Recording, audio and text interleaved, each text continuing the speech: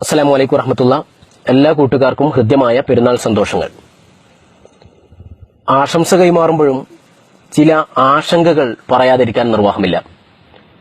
കഴിഞ്ഞ ദിവസം ഡൽഹിയിൽ നിന്ന് നാം കേൾക്കേണ്ടി വന്ന വാർത്ത അത്രയേറെ നമ്മെ ഭീതിപ്പെടുത്തുന്നുണ്ട്.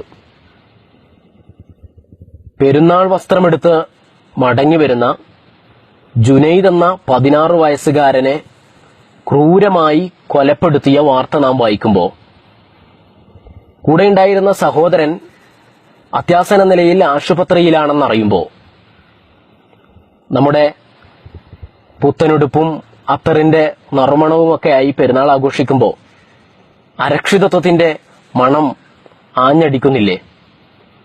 മൈലാഞ്ചി ചോപ്പുകളിൽ ചോരയുടെ ഭീതി നിഴലിച്ചു നിൽക്കുന്നില്ലേ?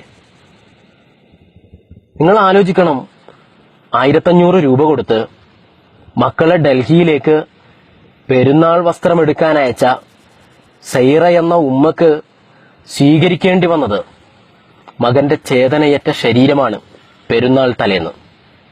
മറ്റൊരു മകൻ ആശുപത്രിയിലും. ഇതെന്തിന്റെ പേരിലാണ് എന്നിടത്താണ്. ഒരു അപകട മരണമായിരുന്നെങ്കിൽ ആ കുടുംബത്തിന്റെ ദുഃഖത്തിൽ പങ്കുചേർന്ന് മാറി നിൽക്കാമായിരുന്നു. ഒരു കുടുംബ വഴക്കിൽ കലാശിച്ചതാണെങ്കിൽ സങ്കടത്തിൽ പങ്കുചേർന്ന് നമുക്ക് ഒഴിഞ്ഞു മാറാമായിരുന്നു. അതിനൊന്നുമല്ലല്ലോ മുസ്ലിമായതിന്റെ പേരിൽ. തൊപ്പിയിട്ടതാണ് പ്രശ്നം, ബീഫ് കഴിക്കുന്നവനാണ് എന്നതാണ് ആക്ഷേപം, പാകിസ്ഥാനിലേക്ക് പോകേണ്ടവനാണ് എന്നതാണ് പരിഹാസം. ഇതും പറഞ്ഞാണ് ട്രെയിനിൽ നിന്ന് എഴുന്നേൽപ്പിച്ച് പുറത്തേക്ക് തള്ളിയിട്ട് കൊലപ്പെടുത്തുന്നത്. കൊലപ്പെടുത്തിയവരുടെ മാനസികാവസ്ഥ മാത്രമല്ല, ട്രെയിനിലുള്ള ആരും പ്രതികരിച്ചില്ലെന്നത്. നിലവിളിച്ച് കേണപേക്ഷിച്ചിട്ടും റെയിൽവേ പോലീസ് പോലും ഇടപെട്ടില്ലെന്ന്. ഭരണാധികാരികൾ മരണം നടന്നിട്ട് ഇതുവരെ തിരിഞ്ഞു നോക്കുകയോ ഇടപെടുകയോ ചെയ്തില്ലെന്ന്. അധികാരികളുടെ എല്ലാ ഇംഗിതത്തിനും വഴങ്ങിക്കൊടുത്തില്ലെങ്കിൽ അവരെ കൊന്നു തള്ളാൻ അനുകൂലിക്കുന്നവർക്ക് അവകാശമുണ്ടെന്ന് സമൂഹം വിലയിരുത്തുന്നത് പോലെയുള്ള ഇന്ത്യയുടെ പുതിയ പോക്കുകൾ നമുക്ക് സൂചന തരുന്നത് എന്തൊക്കെയാണ്? അടിയന്തരാവസ്ഥയെ തോൽപ്പിക്കുന്ന നടപടികൾ നിരന്തരം നാം കേട്ടുകൊണ്ടിരിക്കുമ്പോൾ, വാർത്തയായി കൊണ്ടേയിരിക്കുമ്പോൾ, അധികാരികളുടെ ഫാസിസ്റ്റ് അധികാരികളുടെ ധാർഷ്ട്യം മേൽക്കുമേൽ കുന്നുകൂടുമ്പോൾ നമ്മളപ്പോഴും നിസ്സംഗതയിലാണ്. കഴിഞ്ഞ പെരുന്നാളിന് ദാദ്രിയിൽ ബലിപെരുന്നാളിനോടനുബന്ധിച്ച് മാംസം അകത്തുണ്ടെന്ന് പറഞ്ഞ്, ബീഫ് അകത്തുണ്ടെന്ന് പറഞ്ഞ് മുഹമ്മദ് അഖ്ലാഖ് എന്ന് പറയുന്ന ഒരു ജവാന്റെ പിതാവിനെ പട്ടാപ്പകൽ തല്ലിക്കൊന്ന് വാർത്ത വായിച്ചിട്ടും നമ്മൾ നിസ്സംഗത ഭാവിച്ചു.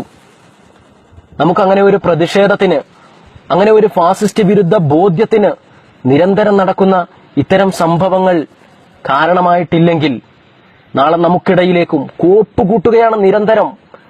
വർഗീയ ലഹളയുണ്ടാക്കി, ഒരു വംശീയ വേർതിരിവുണ്ടാക്കി, ഹിന്ദുവിനെയും മുസ്ലിമിനെയും തമ്മിൽ തെറ്റിക്കാനുള്ള മനഃപൂർവമായ ശ്രമങ്ങൾ നടന്നുകൊണ്ടിരിക്കുകയാണ് നമ്മുടെ കേരളത്തിൽ പോലും.